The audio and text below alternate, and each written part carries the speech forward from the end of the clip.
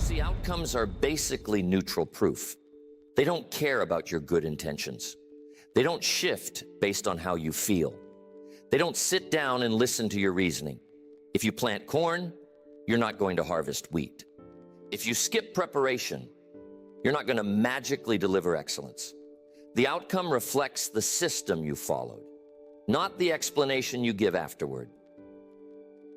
A lot of people mix up effort with effectiveness. They'll say, I tried really hard, as if the amount of energy they used guarantees a certain result. But effort is just one piece of the puzzle. Direction matters. The method you use matters. Consistency matters. You can push with everything you've got in the wrong direction and still end up exactly where you started. Results don't hand out rewards just because you meant well. Wanting something is important, but wanting it isn't enough. You can deeply want to be healthy and still eat in ways that work against you. You can really want financial stability and still spend without any structure. You can dream about mastering a skill and still avoid the daily practice it takes to get better. The result doesn't measure how badly you wanted it. It measures what you actually did on a regular basis. Explanations don't change outcomes. You can explain why you were late, but you're still late.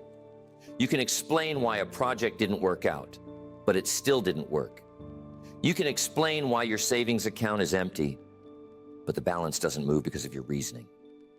An explanation might protect your pride, but it doesn't change the facts. You can have good intentions and still get poor results.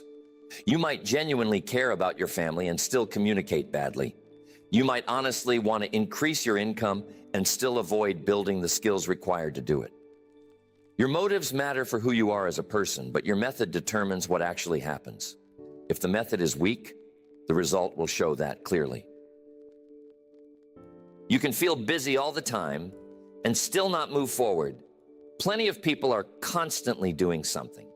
They run from task to task. They fill every hour. They go to bed exhausted. But when they look at their results, nothing meaningful has improved. Their income hasn't grown. Their health looks the same. Their skills haven't sharpened. Their relationships feel tense. Being in motion isn't the same thing as making progress.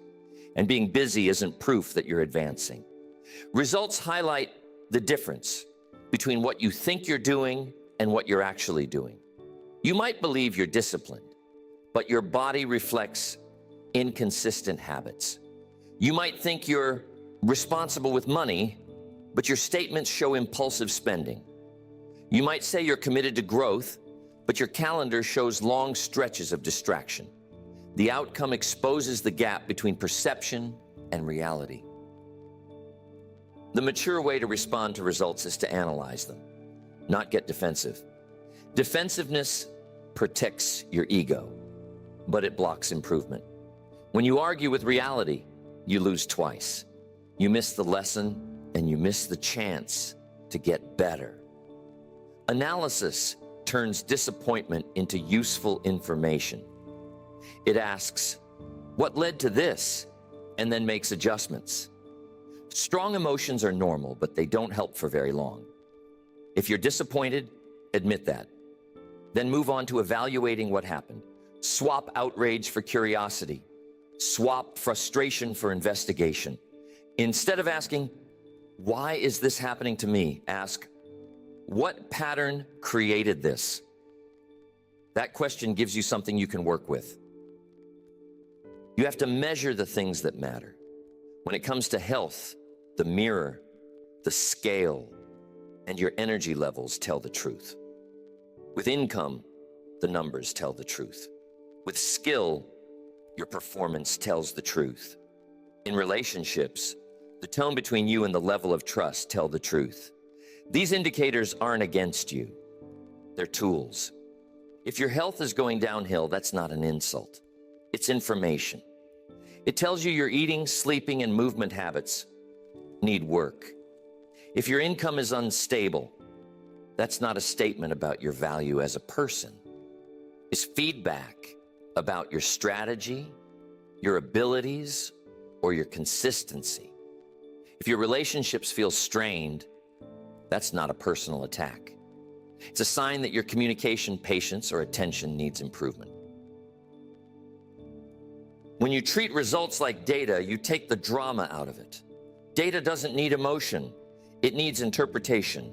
A farmer doesn't get offended by a weak harvest. He looks at the soil, the seed, the weather, and his process. Then he adjusts. The next season improves because he was honest about the last one. The same idea applies to your life. Instead of reacting emotionally, evaluate what happened. Look at the evidence and ask what it's teaching you.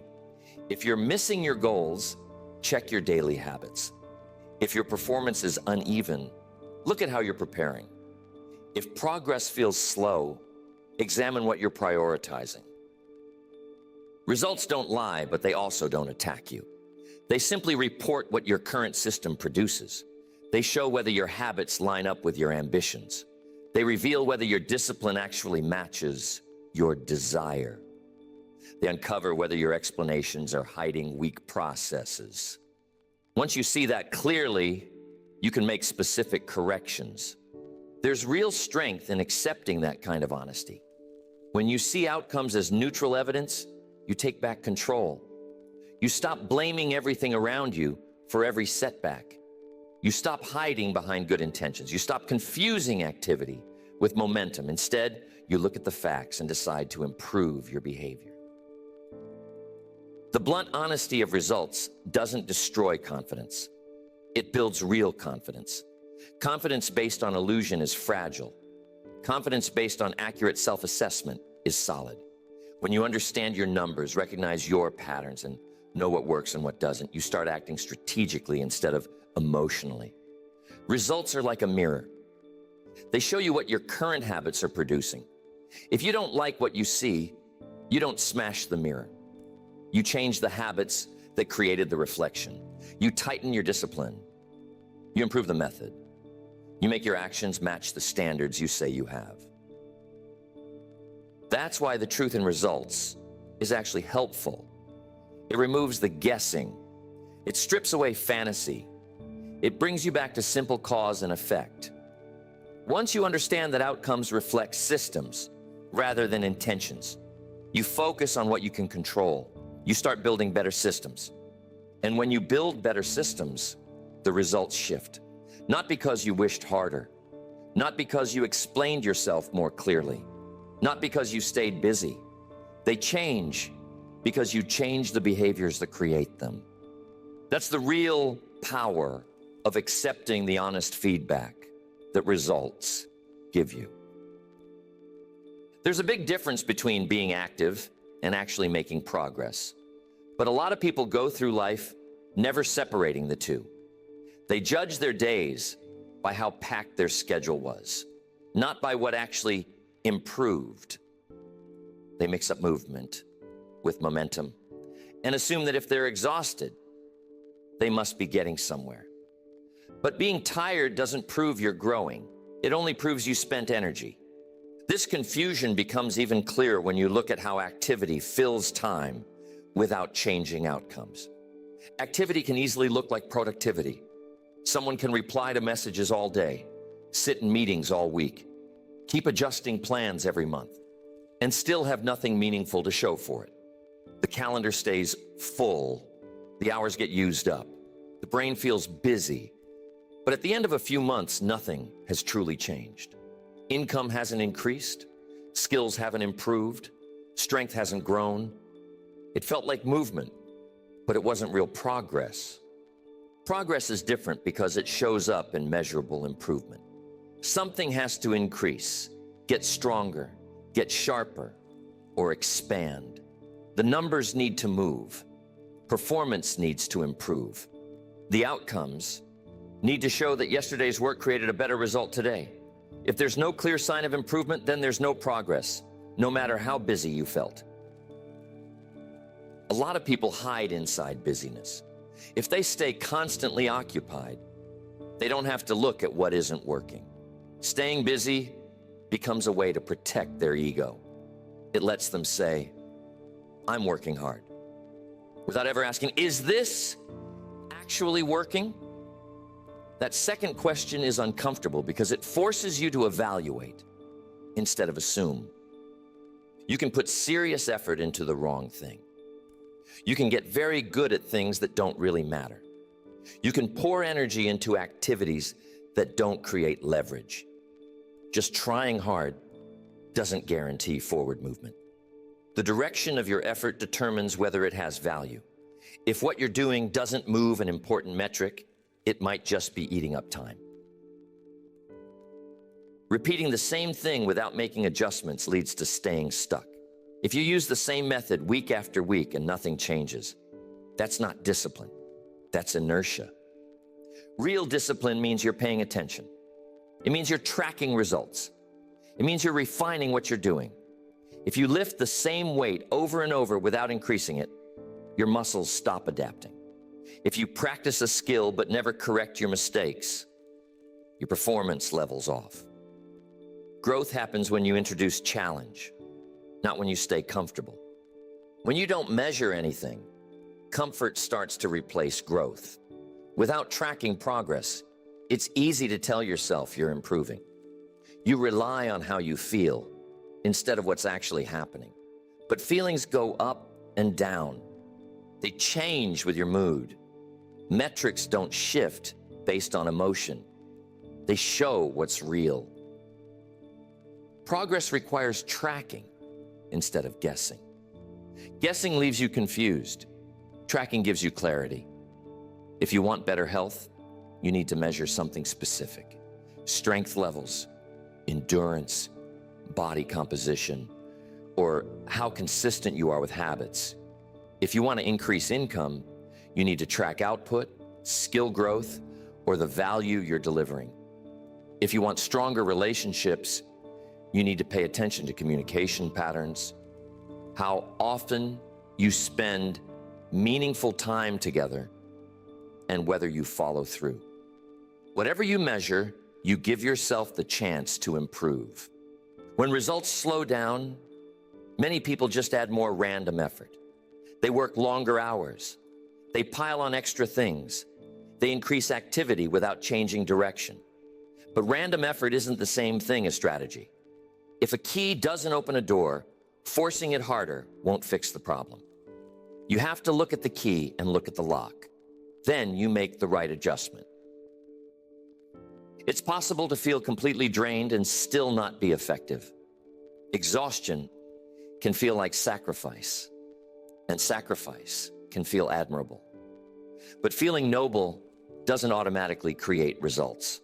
If what you're doing isn't producing measurable change, it needs to be questioned. A disciplined person is willing to check whether their effort actually lines up with the outcome they want. The difference between activity and progress becomes obvious when you define clear indicators. In each important area of life, pick 3 to 5 measurements that really matter. In health, that could be strength improvements, consistent workouts, or cutting back on harmful habits. In finances, it could be savings rate, income growth, or paying down debt. In skill development, it might be hitting performance benchmarks or demonstrating real competence. In relationships, it could be quality time, resolving conflict well, or being dependable. Once you know what matters, review those indicators every week instead of waiting for your emotions to tell you something is wrong. Don't wait until you're frustrated. Don't wait for a crisis to get your attention. Weekly evaluation catches small problems before they turn into big ones. It shortens the gap between mistake and correction. It keeps minor inefficiencies from growing into major setbacks. Comfort can easily hide stagnation. If your routine feels familiar and manageable, it's tempting to assume it's effective. But effectiveness has to show up in the numbers. If your key indicators aren't improving, something needs to shift. That shift might be your method. It might be your intensity. It might be your focus. But it has to be intentional, not just emotional.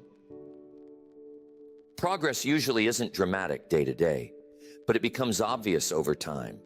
Small improvements add up. Tiny refinements compound. A 1% improvement repeated consistently turns into something significant. That only happens when effort is directed thoughtfully instead of randomly. When you clearly separate activity from advancement, your time starts to carry more weight. You stop filling your schedule just to feel productive. You stop confusing motion with mastery. You start asking, what actually creates leverage? And you focus your energy there. Leverage is what multiplies results. It's the action that affects several outcomes at once. It's the habit that improves multiple areas of your life. It's the skill that increases your value in different situations.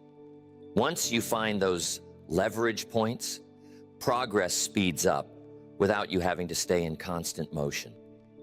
That kind of clarity lowers anxiety. When you know what you're measuring and how you're evaluating it, there's less uncertainty. You're not guessing whether you're improving. You can see it. The numbers back it up. Your performance shows it. Your relationships reflect it. You can stay busy for decades and never really move forward. Progress requires intention. It requires honest evaluation. It requires making changes when something isn't working. It forces you to stop hiding behind effort and start focusing on effectiveness. Results don't respond to noise. They respond to alignment. They respond to precision. They respond to systems that consistently create measurable improvement. Once you understand the difference between being busy and being effective, you take back control of your time and energy. At that point, your main question changes. Instead of asking, how much did I do? You start asking, what did it actually produce? That shift alone turns simple motion into real momentum and effort into meaningful progress. Outcomes don't just show how you performed. They reveal your standards. They show what you actually accept in your life, not just what you say you care about. Your life isn't shaped only by what you intend to do, but by the level of behavior you repeatedly allow. This is where the conversation moves from performance to principles. Standards are proven by consistency. Anyone can talk about high principles. Anyone can say they value excellence. Anyone can describe the life they want. But standards aren't proven through words. They're proven through repetition. What you consistently do is your real standard. What you repeatedly allow becomes part of who you are. Excuses quietly lower standards. They don't show up announcing that you're giving up. They sound reasonable. They sound temporary. They sound justified. But every time you choose an excuse instead of discipline, your standard drops a little. The drop might seem small, but small drops add up. Over time, things that once felt unacceptable start to feel normal. What you tolerate shapes your direction. If you tolerate skipped workouts, lower effort becomes your routine. If you tolerate careless spending, financial instability starts to feel familiar. If you tolerate disrespect in conversations, tension becomes expected. Whatever you consistently permit continues. The direction of your life follows what you repeatedly allow. If your health results are poor, it points to inconsistent discipline. That doesn't mean you don't know what to do. It means the right behaviors aren't being enforced consistently enough to build strength. If your finances feel unstable, it suggests your standards around earning, saving, or spending aren't clear or firm. If your relationships are strained, the standard for communication or patience isn't strong enough. Outcomes make this clear without emotion. A lot of people are surprised by their results because they judge themselves by what they aspire to, not by what they actually do. They say they value health, but rarely move with intention. They say they value growth, but avoid difficult study. They say they value stability, but make impulsive decisions. Results don't measure what you hope for. They measure what you enforce. Your life reflects what you repeatedly permit. If you allow distraction, distraction spreads. If you allow inconsistency, that becomes your rhythm. If you accept mediocrity in small areas, it eventually shows up in larger ones. The reflection shows patterns, not promises. Standards aren't built on mood. They're built on non-negotiable actions. When you decide certain behaviors will happen, regardless of how you feel, you raise the baseline of your life. You remove the daily debate. You stop negotiating with yourself. The behavior becomes automatic because the standard is firm. There's a clear difference between a preference and a standard. A preference says, I'd like to. A standard says, I will. A preference fades when you're tired. A standard holds. A preference depends on convenience. A standard pushes through inconvenience. Your results show whether you're living by preference or by principle. Small acts of neglect add up to visible consequences. You don't notice the first compromise. You barely notice the second. But after weeks or months, the impact is obvious. Your body changes. Your bank account shifts.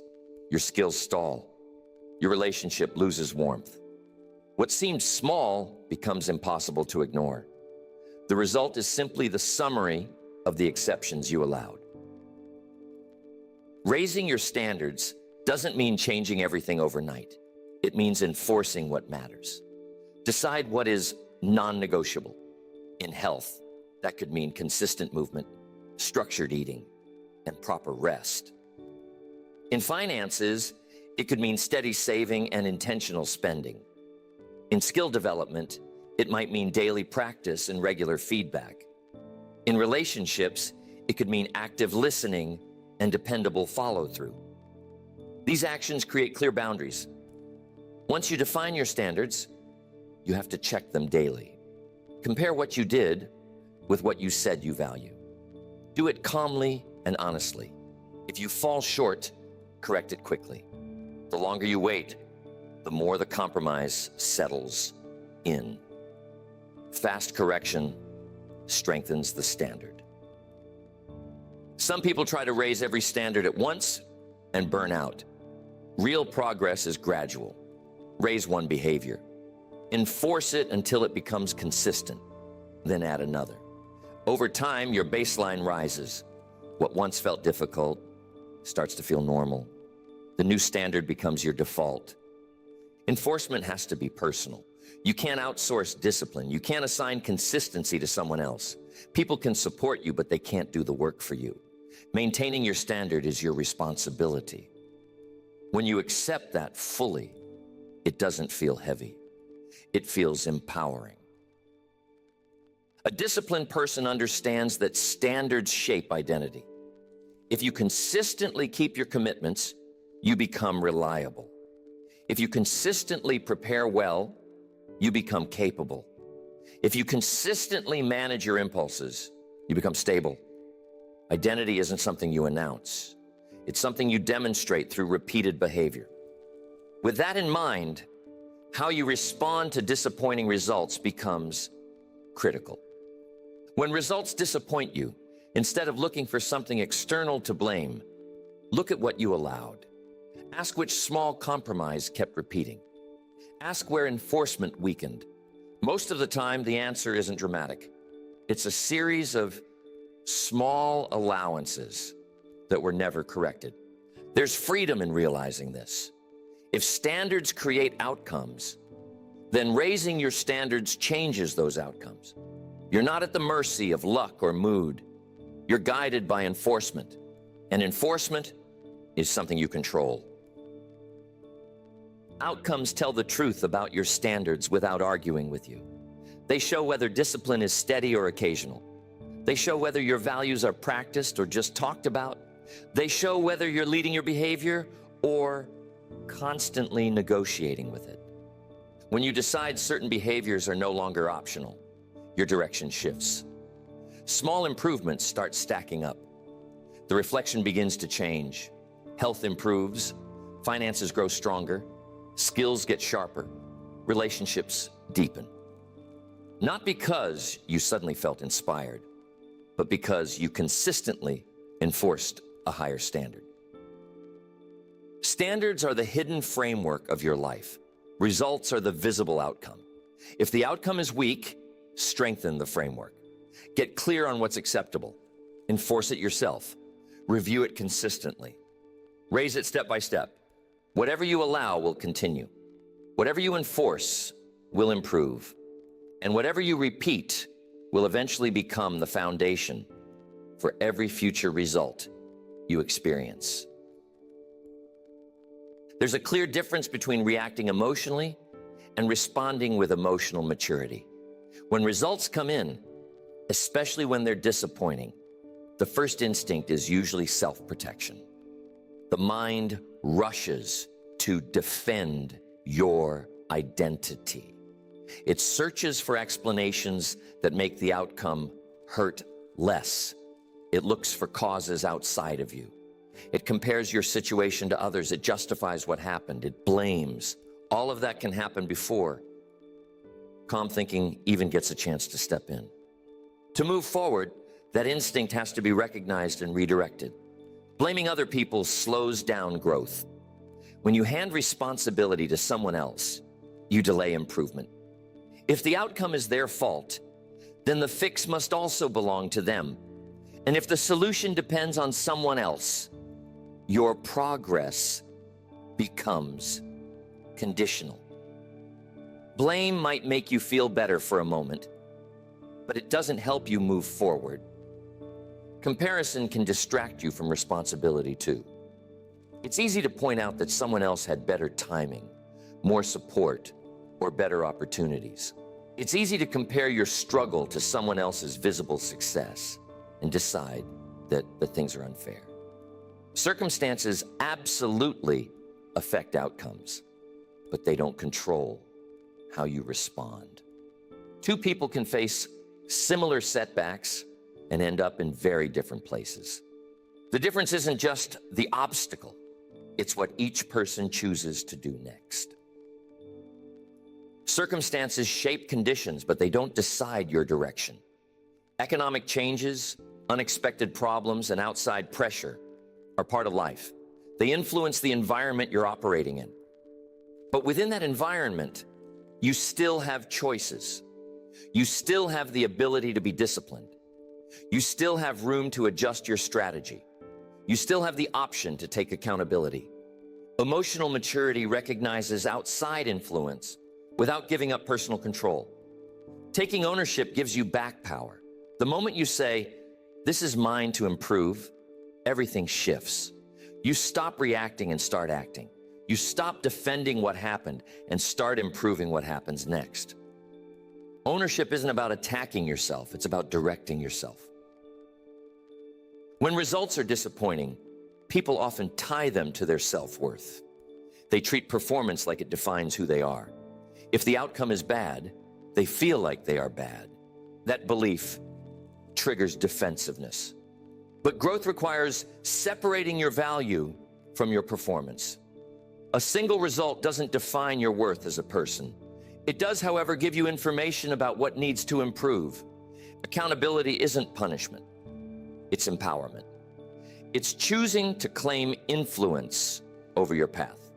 It says, if I played a role in creating this result, then I can also play a role in improving the next one. That belief restores strength. It replaces helplessness with action. It replaces resentment with determination. A disciplined person focuses on one key question: what needs to improve? Not who's to blame. Not why things weren't fair. Not how to protect pride. The focus shifts to improvement. That question directs attention towards skills, habits, and strategy. It turns disappointment into something useful. Emotional maturity includes being willing to feel uncomfortable while making corrections. Change usually doesn't feel good at first. Adjusting your behavior might mean admitting you weren't as efficient as you thought. It might mean letting go of routines you're used to. It might mean confronting patterns that have been there for years. Discomfort is part of growth. Avoiding it keeps you stuck. The way you speak about outcomes reveals how you think about them. Blame sounds like this. They caused this. It wasn't on me. There was nothing I could do. Ownership sounds different. I allowed this. I didn't prepare enough. I need to adjust. The wording may seem small, but the direction is completely different. One pushes responsibility outward. The other pulls it inward toward action. Regular self-review strengthens accountability. Set aside time to look at your performance honestly. Not harshly, but clearly. Look at your goals, your habits, and your results. Notice where your execution fell short. Decide what you need to change. When reviewing yourself becomes a routine, correction becomes quicker and more natural. It's comfortable to slightly distort reality to protect your pride. It reduces tension in the moment, but that comfort is short-lived. Over time, self-deception weakens you. Every time you bend the truth to defend your identity, you make your foundation less stable. Emotional maturity chooses accuracy over comfort. Real psychological strength shows up when results aren't good. Anyone can celebrate success. Fewer people can examine failure without falling apart. A strong person can look at the evidence, admit where they fell short, and respond with discipline instead of denial. When ownership becomes a habit, you develop a certain calmness. You stop reacting dramatically to every setback. You stop hunting for someone to blame. You start seeing results as part of an ongoing process of refinement.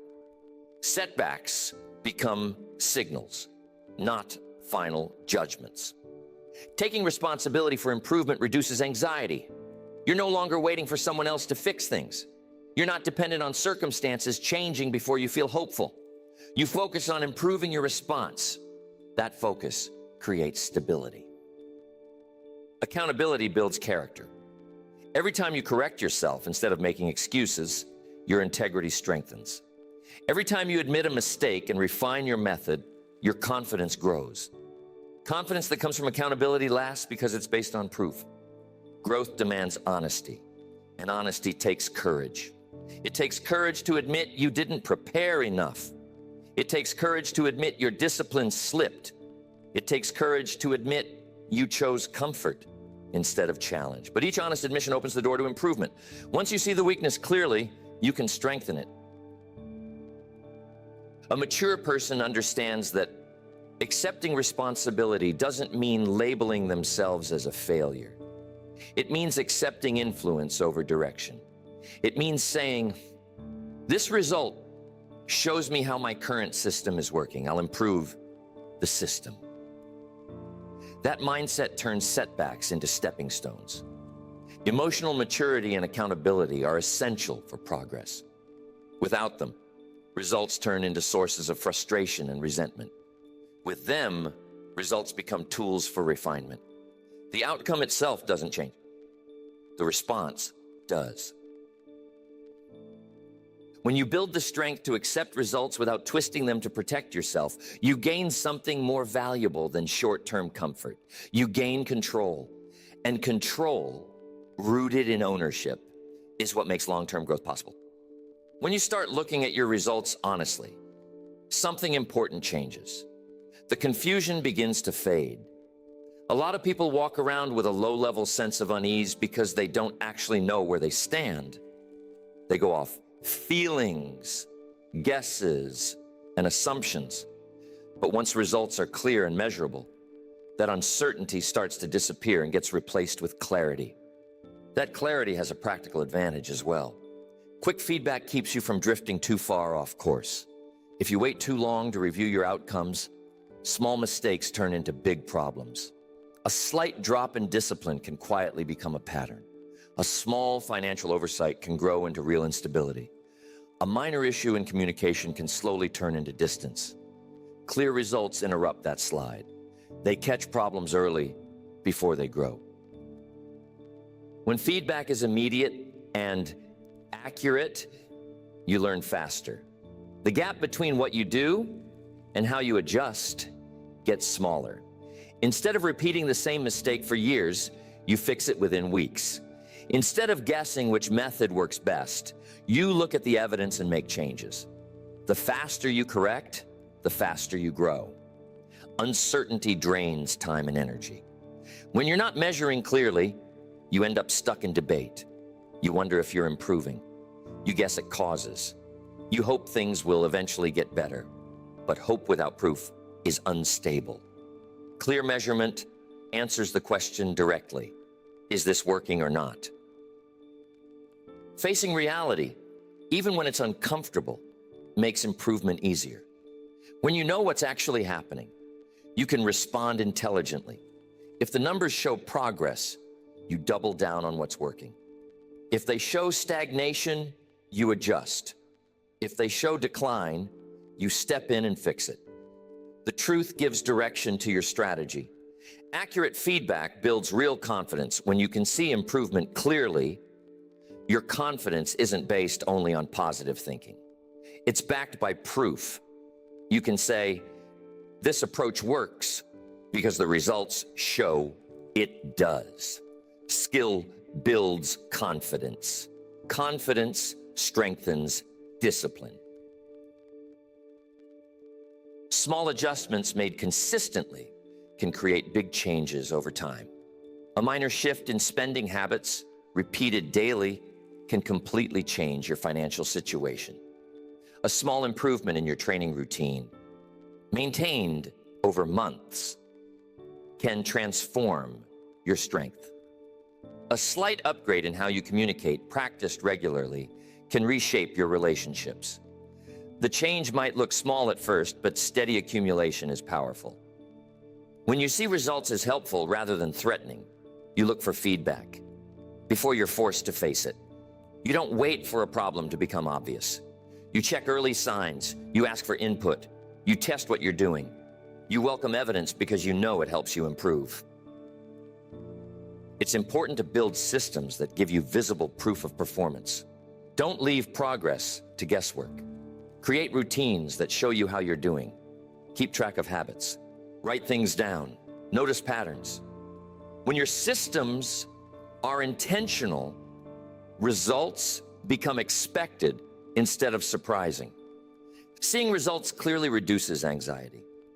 A lot of anxiety comes from not knowing. When you're unsure where you stand, your imagination fills in the gaps.